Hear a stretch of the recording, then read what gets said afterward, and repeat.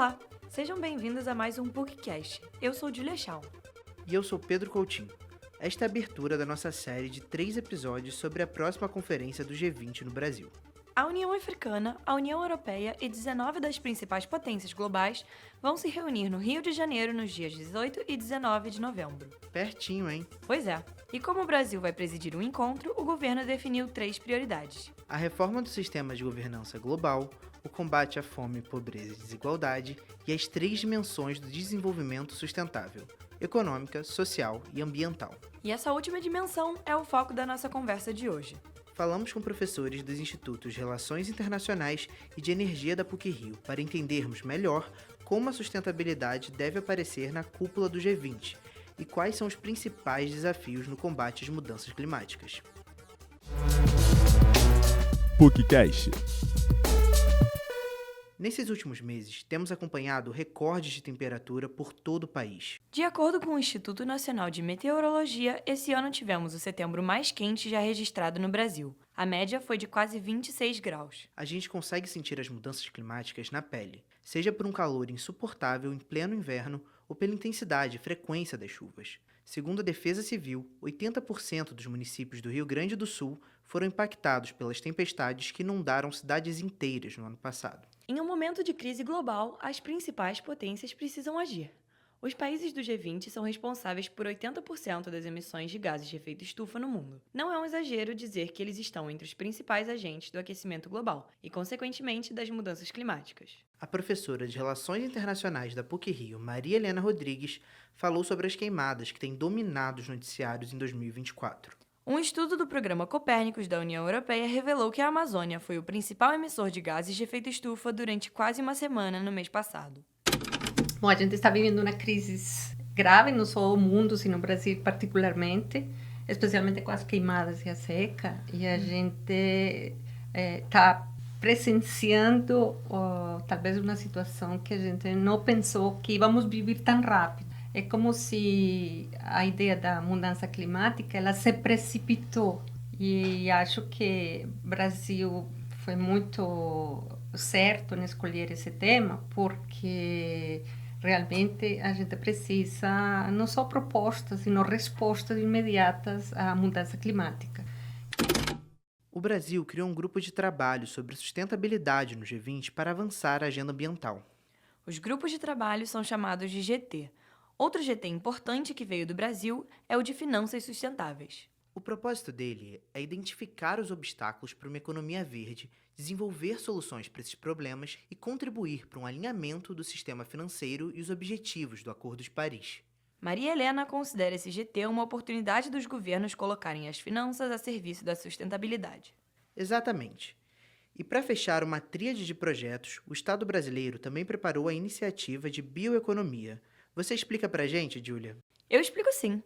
A bioeconomia é uma alternativa para se afastar dos combustíveis fósseis. É um sistema econômico movido por recursos renováveis, seja para produzir energia, bens ou serviços. A finalidade de trazer esse debate para o G20 é construir um entendimento e uma definição comum sobre o tema, que é urgente.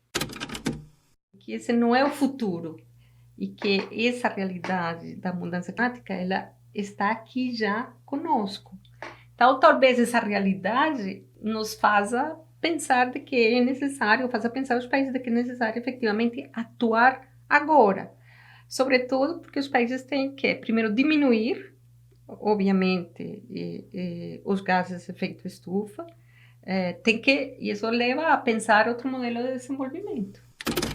A professora explicou que o espírito do G20 é trazer a realidade de que as mudanças climáticas são um tema global e fundamental para o crescimento econômico, e que, a curto prazo, elas vão trazer consequências. Mais do que um espaço de cobranças, é um local de colaboração, onde os países discutem como enfrentar conjuntamente um problema global. Onde essas discussões vão ser feitas de maneira mais clara é na próxima Conferência das Nações Unidas de Mudanças Climáticas, a COP29, no Azerbaijão. Elas são anuais e buscam soluções para estabilizar o aquecimento global. A COP30 de 2025 vai ser aqui no Brasil, em Belém do Pará. Há 10 anos, em 2015, na 21ª COP na França, 195 países negociaram um dos principais acordos do clima da história, o Acordo de Paris. As metas foram voluntárias, cada estado pôde escolher a sua. O cumprimento delas é discutido anualmente nessas conferências. A maioria dos países fez seus compromissos e suas metas no Acordo de Paris, mas a maioria dos países não tem cumprido essas metas. Então, eu acho que estamos num momento, talvez um momento importante, de que os países efetivamente cumprem com suas obrigações e com suas próprias metas, para efetivamente reduzir as emissões. E eu acho que se conseguimos isso, conseguimos diminuir a temperatura e conseguimos, com certeza, diminuir essa grande ameaça que é a mudança climática. O tratado prevê medidas de redução na emissão de dióxido de carbono. O principal objetivo do Acordo de Paris é estabilizar as mudanças climáticas. Uma das mudanças necessárias nesse processo é a transição energética. A ideia de diminuir a produção de energia a partir de combustíveis fósseis e aumentar o uso de fontes limpas. Para explicar o papel da transição energética na busca pela sustentabilidade, convidamos o professor e pesquisador do Instituto de Energia da PUC, Edmar Almeida. Atualmente, cerca de 80% da matriz energética mundial é baseada em combustíveis fósseis, o carvão, o petróleo e o gás natural. Então, na medida que a gente consome energia hoje, a gente está aumentando a concentração de CO2 na atmosfera, e isso traz uma série de consequências para o desarranjo do clima no mundo. Apesar dessa transformação ser essencial, ainda existem muitos desafios para que possa se concretizar. Na história da humanidade, é comum que sejam introduzidas novas fontes de energia. A Revolução Industrial incorporou o uso de carvão. Posteriormente, o petróleo foi descoberto e adotado como matriz energética. As fontes mais recentes são as chamadas limpas, como a solar e a eólica. Nesse tempo todo, nunca houve substituição dessas matrizes.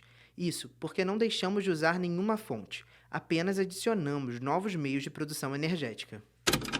Então, do que nós estamos falando agora, quando a gente fala transição energética? Nós estamos falando de substituir, ou seja, a gente tem que parar de consumir carvão ou diminuir muito o consumo do carvão, o consumo do petróleo, o consumo do gás natural, num espaço de tempo muito curto, porque a janela, vamos dizer assim, que a gente tem para reduzir as emissões, para ter efeito na estagnação das mudanças climáticas é muito curta.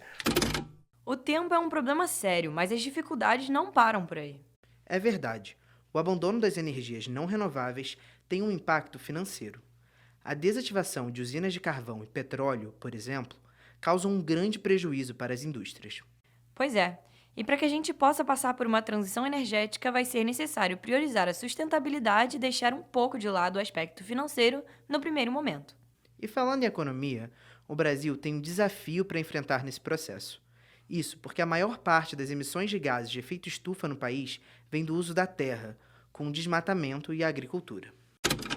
A agricultura, vamos dizer assim, é o pilar da nossa economia, Então, existem estratégias para diminuir as emissões, mas enfim, as emissões estão sendo geradas porque a gente produz comida, a gente exporta comida, enfim, tem um benefício associado.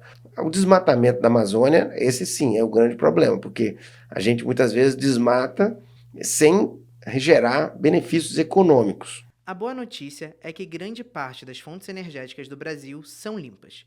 A principal forma de produção de energia no país é a hidrelétrica.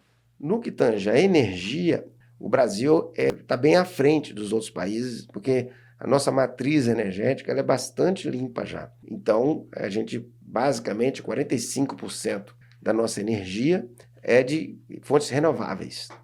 No mundo, a média mundial, isso está por volta de 15%. Então, a gente está bem na frente do resto do mundo. Mas tem ainda um trabalho importante para fazer o que falta para a transição energética, Falta a outra metade do caminho, que é substituir o diesel, que a gente consome muito, Nosso transporte é baseado em caminhões e ônibus e isso emite muito, Substituir o carvão que a gente consome na indústria, substituir os derivados do petróleo em geral. Diminuir o uso de combustíveis fósseis é importante para reduzir a emissão de gases prejudiciais à camada de ozônio. Mas para conter o aquecimento global, também é necessário capturar esses gases. A principal forma de reciclar CO2 é por meio da fotossíntese feita pelas plantas. Por isso, o reflorestamento é essencial para o controle dos níveis de carbono na atmosfera. Esse episódio termina aqui. O PUCcast é uma produção da Rádio PUC e do Comunicar. Eu sou Julia Shawn e fiz a reportagem e o roteiro deste episódio junto com o Pedro Coutinho. A edição de som e mixagem são do Leonardo Rocha. A supervisão é dos editores da Rádio PUC, Célio Campos e Creso Soares Júnior. Na coordenação do Comunicar, Alexandre Caralta. Nossos episódios também estão disponíveis nas plataformas digitais da Rádio PUC e TV PUC Rio. Para mais informações, confira nosso Instagram, @PUCUrgente. Até a próxima!